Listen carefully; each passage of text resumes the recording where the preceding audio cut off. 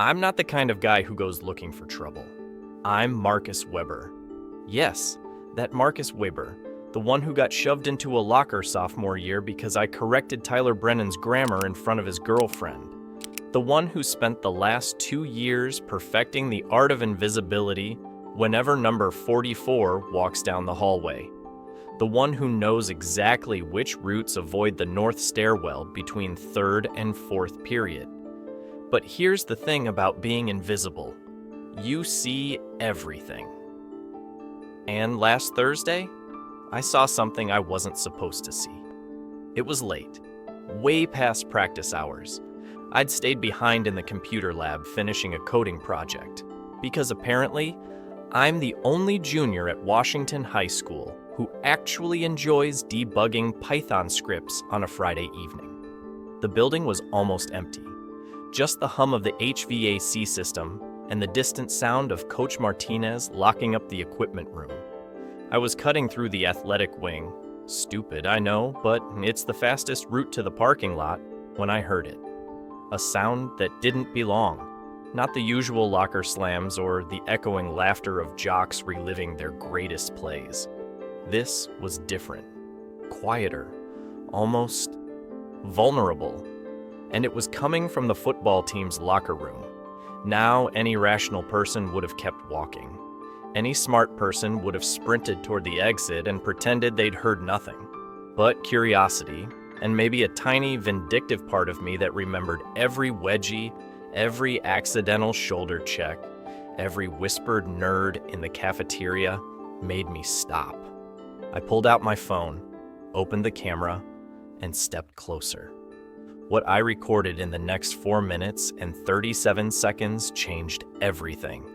Tyler Brennan, the guy who made my life hell for 2 straight years, the untouchable king of Washington High School's social hierarchy, the walking definition of toxic masculinity in a Letterman jacket, he had a secret. And now, that secret belonged to me. Let me back up a little. You need to understand the full context of what Tyler Brennan represents at Washington High School, and more importantly, what he's represented to me since freshman year. Tyler isn't just any jock, he's the jock. 6'2", built like he was assembled in some underground lab specifically designed to create the perfect high school antagonist. Quarterback of the varsity football team since sophomore year. Unheard of, by the way. The guy who walks down the hallway like he owns the polished linoleum tiles beneath his overpriced Nike cleats. Teachers love him because he's spirited. Girls love him because, well, look at him. Guys either want to be him or are smart enough to stay out of his way. I chose option 2. It started small, like these things always do. Freshman year, first week. I made the catastrophic mistake of raising my hand in Mr. Patterson's English class to point out that Tyler had confused your and your in his presentation about of mice and men. I wasn't trying to be a dick. I genuinely thought I was being helpful. You know, contributing to the collaborative learning environment Mrs. Patterson always rambles about. Tyler saw it differently. By lunch, I'd been introduced to the inside of my locker, literally. It took the janitor, Mr. Kowalski, 20 minutes and a crowbar to get me out. Tyler stood nearby the whole time, laughing with his buddies like it was the funniest thing he'd ever witnessed. When Principal Mitchell came storming down the hallway, because yes, Mitchell hears everything, Tyler just shrugged and said I'd accidentally gotten stuck while grabbing my calculator. Mitchell didn't buy it. I could see it in his eyes, that sharp assessing look he gets when he knows someone's lying. But without proof, without me willing to speak up and paint an even bigger target on my back, there was nothing he could do. Mitchell pulled me aside later, told me his office door was always open, that Washington High School had a zero-tolerance policy for bullying. I appreciated the sentiment. Really, I did. But policies don't mean much when you're a 130-pound freshman staring down a genetic experiment in athletic aggression. The incidents continued. Sophomore year, accidentally tripped in the cafeteria, my tray of spaghetti redecorating my NASA t-shirt. Junior year, my backpack mysteriously. Ending up on the roof after gym class, My history project, 3 weeks of research on the Cold War, found crumpled in the bathroom trash can the day before it was due. And Tyler? Always nearby, always smirking, always just plausibly deniable enough that nothing stuck. I learned to adapt. I mapped out Tyler's schedule like I was planning a heist. I knew which hallways he frequented, which bathroom stalls were in his territory, which water fountains were safe. I became a ghost, slipping through Washington High School's social architecture like some kind of academic ninja. My friends, yes, I have friends, despite what the social hierarchy might suggest, thought I was paranoid. "Just ignore him," said Danny Park, who's been my best friend since we bonded over our mutual love of obscure sci-fi novels in middle school. "He'll get bored eventually." But Danny didn't understand. Tyler didn't get bored. Guys like Tyler feed on the fear, on the power dynamic, on the unspoken agreement that they're untouchable. Until last Thursday. Last Thursday, when I stayed late in the computer lab because Mrs. Chen needed help debugging the school's new attendance software, and I'm apparently the only student who speaks fluent SQL, and took that shortcut through the athletic wing. Last Thursday, when I heard that sound coming from the locker room. Last Thursday, when I did something monumentally stupid and incredibly calculated at the same time, I recorded it. My phone's video quality isn't great. It's a 2-year-old Android that I bought refurbished because college savings are more important than the latest iPhone. But it was good enough, more than good enough. 4 minutes, 37 seconds, crystal clear audio, and Tyler Brennan in all his vulnerable, unfiltered, secret-keeping glory had no idea I was there. I watched the video 3 times that night, sitting in my room with headphones on, making absolutely sure I wasn't hallucinating, making sure what I'd witnessed was real. Each time my hands shook a little less, and my smile grew a little wider. Because for the first time in 2.5 years, I had something Tyler wanted. I had power. Friday morning arrived with the kind of crisp autumn air that makes Washington High School look like something out of a college brochure. Gold and red leaves scattered across the quad, students clustered in their usual formations, jocks by the fountain, theater kids on the stone benches. My people congregated near the library entrance with our coffee thermoses and dog-eared paperbacks. I walked onto campus differently that morning. Not physically different. I wasn't suddenly walking with some exaggerated swagger or anything idiotic like that. But internally, everything had shifted. I had a secret that made Tyler Brennan's biggest fears look like minor anxieties. I had documentation, I had leverage, and I had absolutely no idea what to do with it. "Dude, you okay?" Danny asked as I approached our usual spot. He was halfway through a breakfast burrito, crumbs decorating his Star Wars hoodie. "You've got that weird look." "What weird look?" "That look you get when you figured out the twist ending of a movie in the first 10 minutes, and you're dying to tell everyone but can't because you're not a monster." I almost laughed. Danny knew me too well.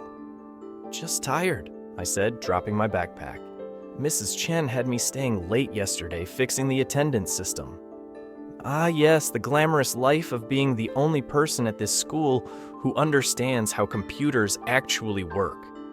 He took another massive bite of his burrito. "Speaking of which, did you see Tyler's Instagram story last night? He posted some cryptic thing about facing your truth, or whatever. Very unlike him. Usually it's just gym selfies and protein shake ads." My stomach dropped. Had he known I was there? Had he seen me? Number, impossible. I'd been careful, silent. The hallway lights were off, and I'd positioned myself behind the equipment cage where the spare tackling dummies are stored. There's no way he could have spotted me. "Probably just trying to sound deep to impress college scouts," I said, forcing my voice to stay casual. "You know how it is." Everyone becomes a philosopher when applications are due. Danny shrugged and returned to his burrito. The morning passed in its usual rhythm. A pea chemistry with Mrs. Rodriguez, where I absolutely destroyed the stoichiometry quiz. Calculus with Mr. Harrison, where I volunteered to solve the problem on the board because I'm apparently a glutton for social punishment.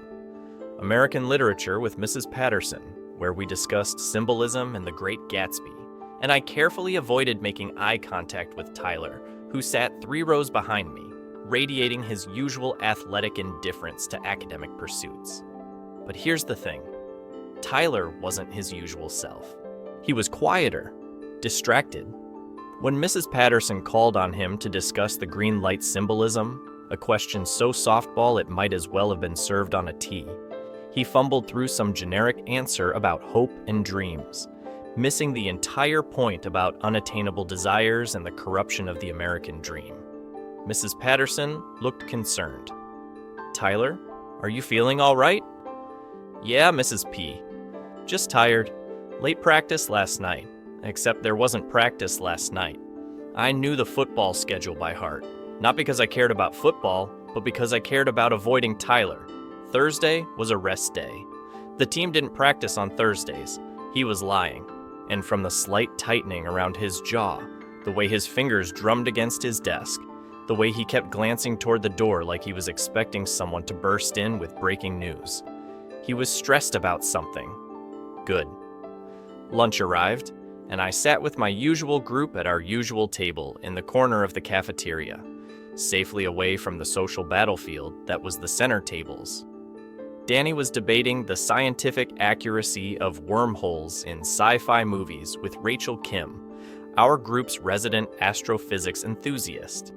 Priya Sharma was stress-eating French fries while studying for her AP Bio exam. Normal Friday chaos.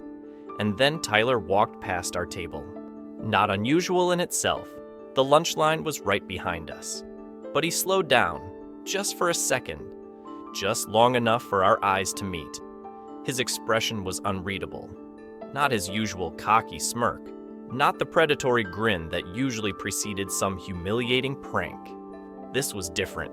Searching. Almost worried. Then he kept walking, grabbed his tray, and headed to his throne at the center table where his football buddies held court. "Did Tyler Brennan just make eye contact with you?" Rachel whispered, her eyes wide. "Are you dying? Is this a Make-A-Wish situation we don't know about? Maybe he's finally evolved enough to recognize other humans as sentient beings," Danny offered. "Miracles do happen." I forced a laugh, but my mind was racing. Could he know? Had someone seen me in that hallway? Was there a security camera I'd missed? Number, I'd checked. The athletic wing's security system had been temporarily offline for weeks. Budget cuts, according to the memo Principal Mitchell sent out last month. It was one of the reasons I'd felt confident enough to record in the first place. My phone buzzed in my pocket. A text from an unknown number. "We need to talk. Parking lot. After school. Come alone. No name. No signature." But I knew exactly who it was from. Tyler had figured it out. The rest of the school day passed in a fog of calculated paranoia and strategic planning. I had 3 options, and I mentally cataloged them during Mr. Harrison's lecture on derivatives, which, ironically, is all about rates of change, and my life was currently experiencing a pretty dramatic one. Option 1, ignore the text, pretend I never saw it, delete it, and go about my afternoon like a rational human being who values self-preservation above petty revenge. Option 2, go to Principal Mitchell's office right now. Show him the video. Let the proper authorities handle this through official channels, protocols, and whatever bureaucratic machinery exists to deal with situations like this. Option 3, meet Tyler in the parking lot. Face him. See what he wants. And, this was the risky part, negotiate from a position of power for the first time in my entire high school career. Guess which option I chose? Yeah, I've never been accused of having great survival instincts. The final bell rang at 3:15 p.m., and Washington High School erupted into its usual exodus pattern. Buses lined up along the curb, Car engines started. Underclassmen scattered toward their various extracurriculars. I took my time gathering my things, letting the initial crowd thin out. Danny asked if I wanted to grab pizza at Marco's, our Friday tradition, but I told him I had to help Mrs. Chen with more computer stuff. "You're going to turn into a computer if you keep spending all your time with them," he said, slinging his backpack over his shoulder. "Computers are logical, predictable, and don't shove people into lockers," I replied. "I'll take my chances." By 3:40 p.m., the parking lot had mostly cleared. A few stragglers remained. The theater kids rehearsing in the auditorium wouldn't leave until 6, and the basketball team was just starting practice in the gym. But the main lot, where Tyler's obnoxiously lifted Ford F-150 was parked, because of course he drives a truck that requires a stepladder to enter, was nearly empty. I spotted him immediately. He was leaning against the driver's side door, arms crossed, still in his Letterman jacket despite the relatively warm afternoon. From a distance, he looked like every high school movie cliché ever written. The all-American athlete, the golden boy, the guy who peaked at 17 and would spend the rest of his life reliving his glory days. But as I got closer, I noticed the details that contradicted that image. The tension in his shoulders, the way he kept checking his phone, the absence of his usual entourage. Tyler Brennan, who traveled in packs like some kind of apex predator, was completely alone. "Weber," he said when I was about 20 feet away.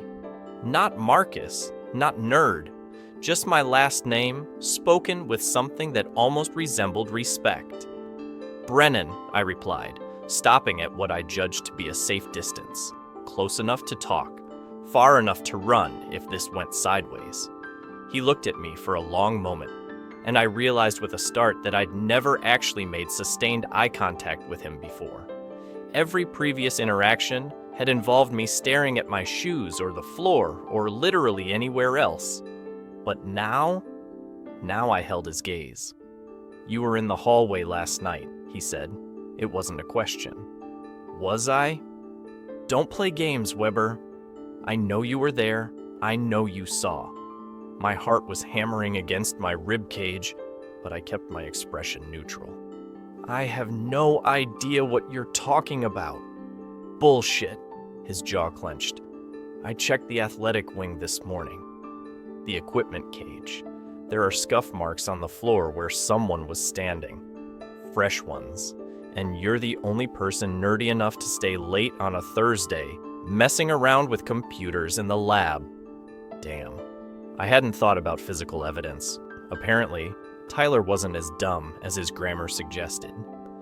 "So what if I was?" I said, deciding to shift tactics. "It's a public hallway. I'm allowed to walk through it." "Did you?" He paused, and for the first time since I'd known him, Tyler Brennan looked genuinely vulnerable. "Did you record anything?" There it was. The question, the admission, the confirmation that whatever I'd witnessed, whatever I'd captured on my phone, was significant enough to make the untouchable Tyler Brennan nervous. I could have lied, could have said no, could have walked away, could have let this entire situation dissolve back into the status quo where I stayed invisible and he stayed king. But I didn't. Instead, I pulled out my phone, slowly, deliberately, and held it up so he could see the screen. I didn't press play. Didn't need to. The thumbnail image alone was enough. 4 minutes and 37 seconds of Tyler Brennan's carefully constructed image crumbling in real time. The color drained from his face. "What do you want?" he asked, his voice barely above a whisper. And that's when I realized something profound. I didn't actually know what I wanted.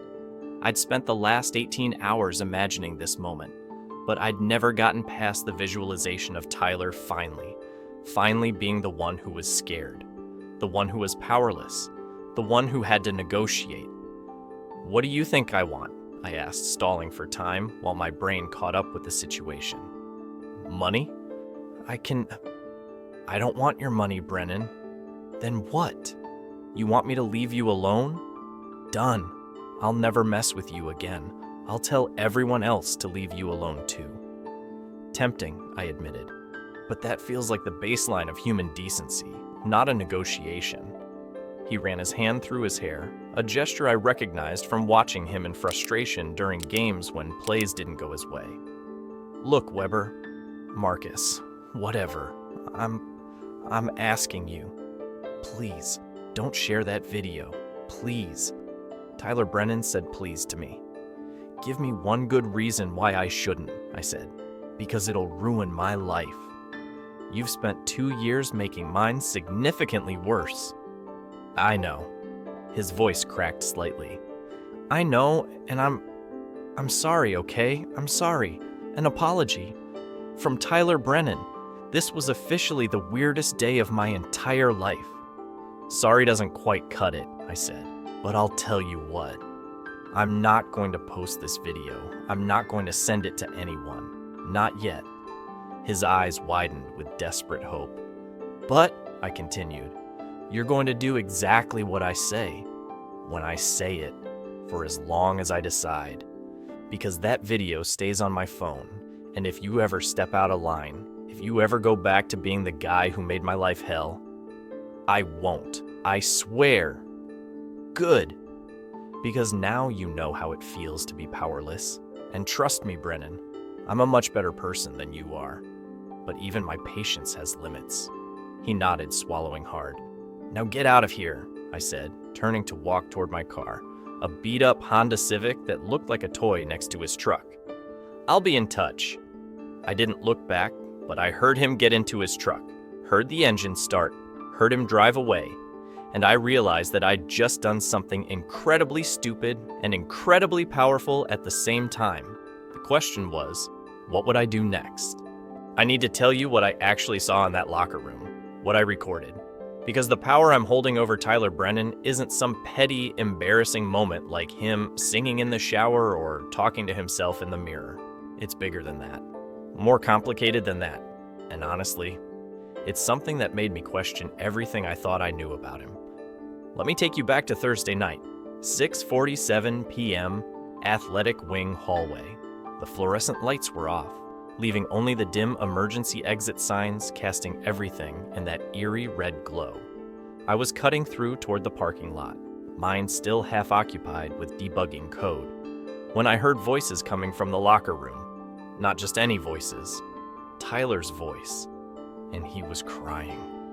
Tyler Brennan, the guy who once broke his collarbone during a game, walked off the field under his own power, and didn't shed a single tear. The guy whose entire identity was built on being tough, untouchable, unbreakable. He was sobbing like his world was ending. My first instinct was to keep walking. Tyler's emotional breakdown wasn't my business, and getting caught eavesdropping would probably result in me eating through a straw for a month. But then I heard the second voice. It's okay, son. It's going to be okay. Coach Martinez.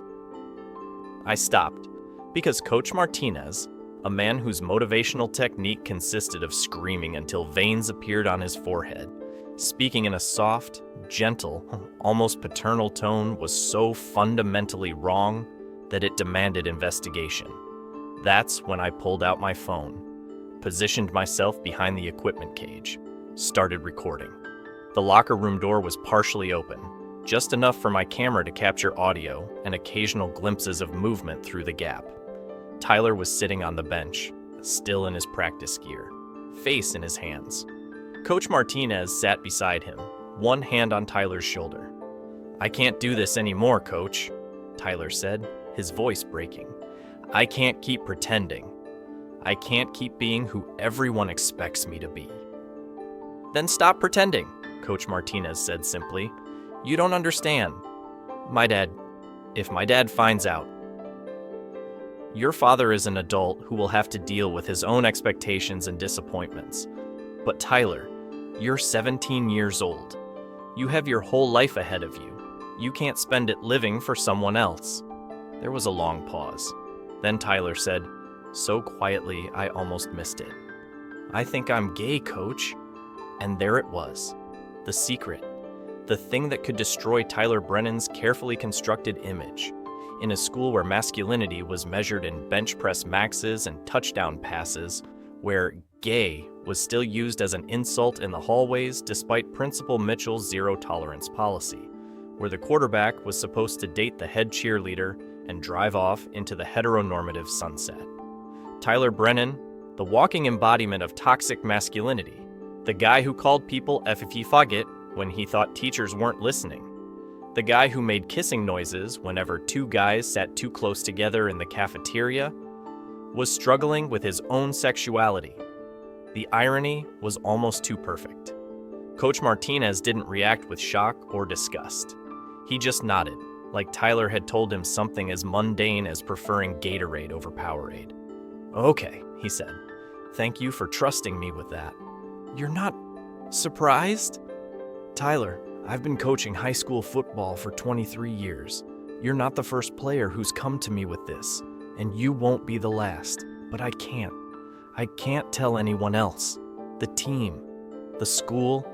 My dad would literally disown me.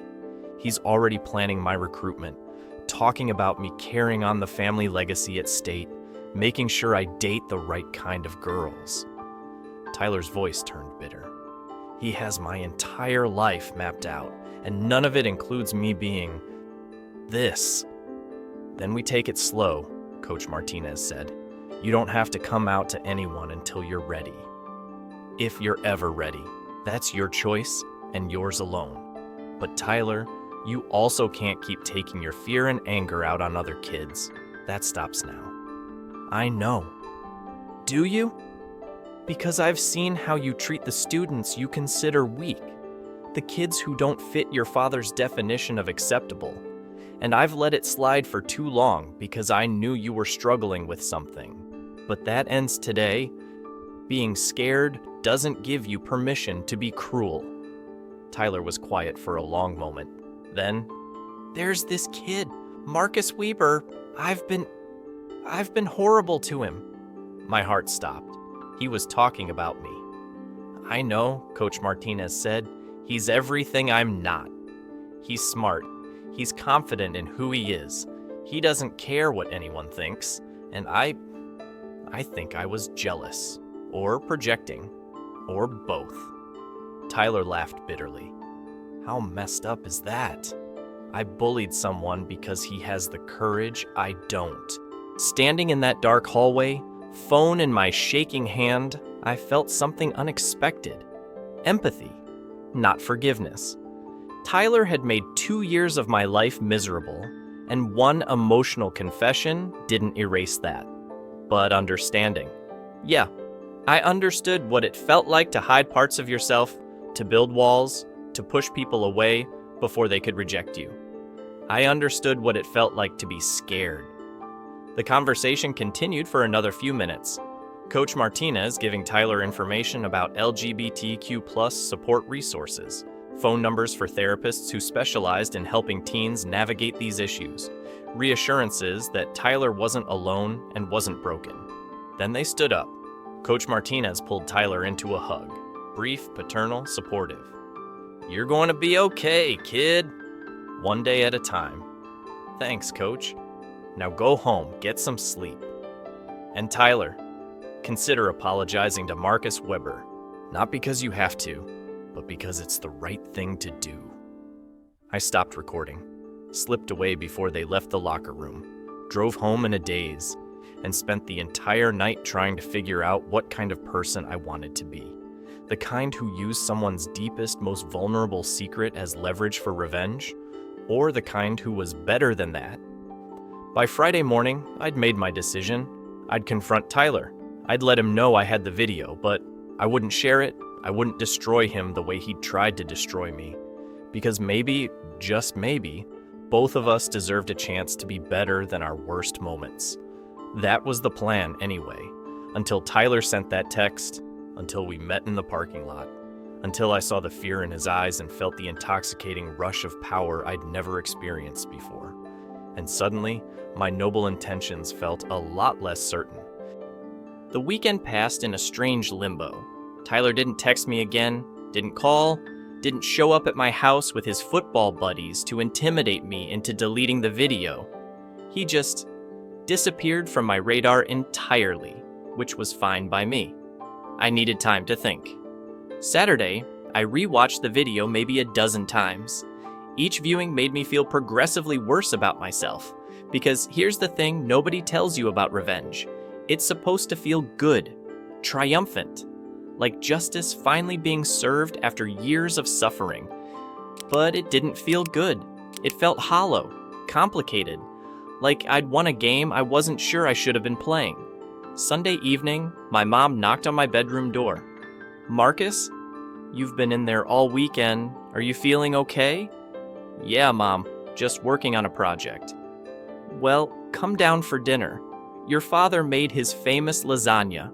I went downstairs, pushed food around my plate, answered questions about school with monosyllabic responses, and retreated back to my room as soon as socially acceptable. My parents exchanged concerned looks, but didn't push. They'd learned that sometimes I needed space to work through things in my own head. Monday morning arrived with the kind of dreary rain that matched my mood perfectly. I drove to school through the downpour, parked in my usual spot in the far corner of the lot, because prime parking near the entrance was reserved for seniors with actual social capital, and made my way inside.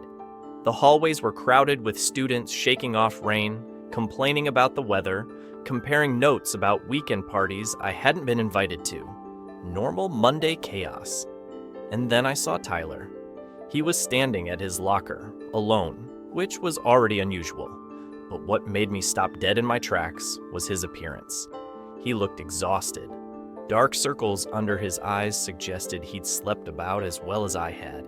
His usually perfectly styled hair was slightly disheveled, and when our eyes met across the hallway, he didn't look away.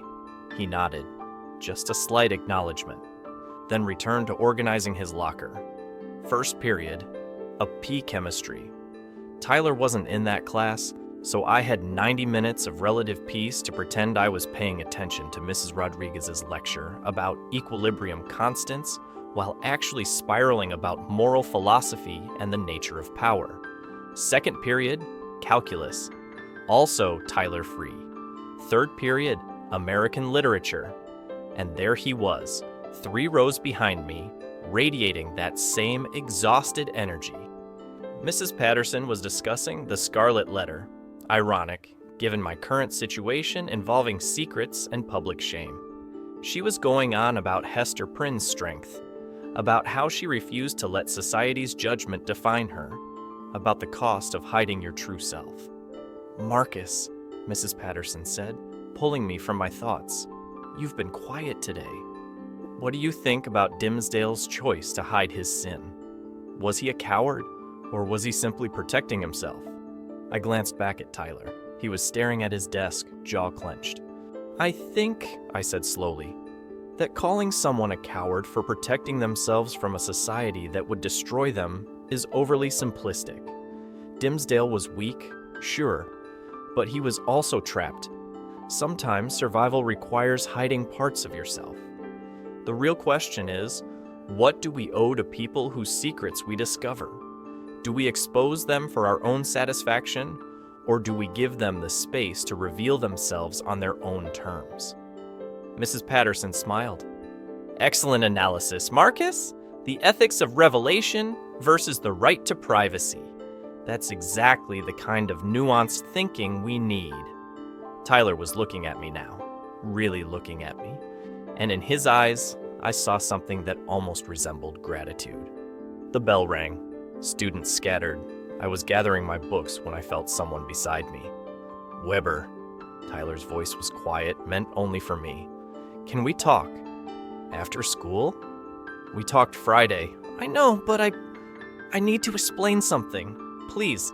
I should have said no. Should have maintained my distance, kept the power dynamic firmly in my favor. But something in his tone, genuine, vulnerable, desperate, made me nod. "Library." 3:30, back corner, by the history section. Nobody goes there. He nodded and left before anyone could see us talking. The rest of the day crawled by at an agonizing pace. By the time 3:30 rolled around, I'd constructed and deconstructed about 40 different versions of what Tyler might say. None of them prepared me for what actually happened. I found him in the library's history section, exactly where I'd specified. He was sitting on the floor, back against the shelves, looking more vulnerable than I'd ever seen him. "Thanks for coming," he said as I approached. "You've got 5 minutes." I sat down across from him, maintaining distance. I talked to Coach Martinez again. After our conversation on Friday, he helped me realize something. Tyler took a breath. "I've been a terrible person to you. Not just kind of mean or occasionally annoying, genuinely terrible. And the reasons why, my own insecurity, my fear, my father's expectations, none of that excuses what I did. Okay, I'm not asking you to forgive me. I don't deserve that. And I'm not asking you to delete the video because I know you won't. And honestly, maybe I shouldn't want you to. Maybe I need that hanging over my head as a reminder of what happens when you hurt people." This wasn't what I'd expected. Tyler Brennan taking actual responsibility, admitting he didn't deserve forgiveness. "What I'm asking," he continued, "is for a chance to be better. Not for you, for me." Coach Martinez connected me with a therapist, someone who specializes in what I'm dealing with. I have my first appointment Wednesday after school. "That's good, Brennan. And I want to make things right with you. Not because you have leverage over me, but because it's the right thing to do. So here's what I'm proposing. You keep that video as insurance. I won't mess with you ever again. I'll actively stop anyone else from messing with you. And in return, you give me time to figure out who I actually am, without my father's expectations, or the team's pressure, or society's bullshit about what a guy is supposed to be." I studied him for a long moment, looking for the trap, the angle, the hidden agenda, but all I saw was a scared, confused 17-year-old who was finally starting to be honest with himself. "One condition," I said. "Name it. You talk to Principal Mitchell, not about your situation, but about the bullying. Make an official apology, on record. Because if you're serious about changing, it starts with accountability." Tyler's face went pale. "Mitchell will suspend me, maybe kick me off the team. Maybe. Or maybe he'll respect you for owning up to it. Either way, that's the price of being better." A long silence. Then Tyler nodded. "Okay, I'll do it. Tomorrow, before first period." "Tomorrow," he agreed. I stood up, ready to leave. But then I stopped. "Brennan, for what it's worth, coming out or not coming out is your choice and your timeline. That video stays private no matter what. Not because you asked, but because I'm not the kind of person who weaponizes someone's identity." He looked up at me, eyes shining. "Why are you being so decent about this?" "Because somebody has to be," I said. "And apparently, today it's me." I walked away, leaving Tyler sitting there in the history section, surrounded by books about wars and revolutions and the complicated ways people hurt each other and sometimes learn to be better. And for the first time since Thursday night, I felt like maybe, just maybe, I'd made the right choice. Tuesday morning, 7:45 a.m. I was at my locker when I saw Tyler walking toward Principal Mitchell's office. He caught my eye, gave a slight nod, and disappeared through the door marked Robert Mitchell, Principal. He was in there for 40 minutes. When he emerged, Mitchell was with him, hand on Tyler's shoulder, that characteristic stern but fair expression on his face. They shook hands. Tyler's eyes were red, but his posture was straighter than I'd seen in days. By lunch, the rumors had started. Tyler Brennan got called to Mitchell's office. He's suspended. He's off the team. He's transferring. None of it was true. Well, not exactly. Tyler did get suspended. 3 days, starting immediately. He was also required to attend weekly meetings with the school counselor, Mrs. Hendricks, for the rest of the semester. And he had to write formal apologies to every student he'd bullied, delivered in person, witnessed by a faculty member. But he wasn't kicked off the team. Coach Martinez, in a rare moment of mercy, decided that meaningful accountability was better than punishment without purpose. Tyler could play, but he'd be on academic and behavioral probation. One misstep, and he was done. Mitchell handled it exactly the way Mitchell handles everything. Firmly, fairly, and with an eye toward rehabilitation rather than mere punishment. My apology came Wednesday morning before first period. Tyler found me at my locker, Mrs. Patterson standing a respectful distance away as witness. "Marcus Weber," he said, voice steady but sincere. "I owe you an apology. For 2 years, I made your life miserable because I was dealing with my own issues and took them out on you. That was wrong. It was cruel, and I'm genuinely sorry. I can't undo what I did, but I can promise you it won't happen again." He extended his hand. I looked at it for a moment. Thought about freshman year, about lockers and cafeteria incidents and stolen backpacks. Thought about Thursday night in the hallway, about Friday in the parking lot, about Monday in the library. I shook his hand. "Apology acknowledged," I said. "Let's see if you mean it." Mrs. Patterson smiled and walked away, satisfied that justice, or something like it, had been served. What happened next surprised everyone, including me. Tyler actually meant it. He started small, sitting at our table during lunch, not in some grand, performative way, but casually, asking if the seat was taken.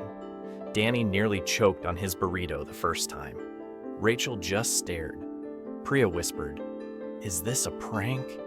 But it wasn't.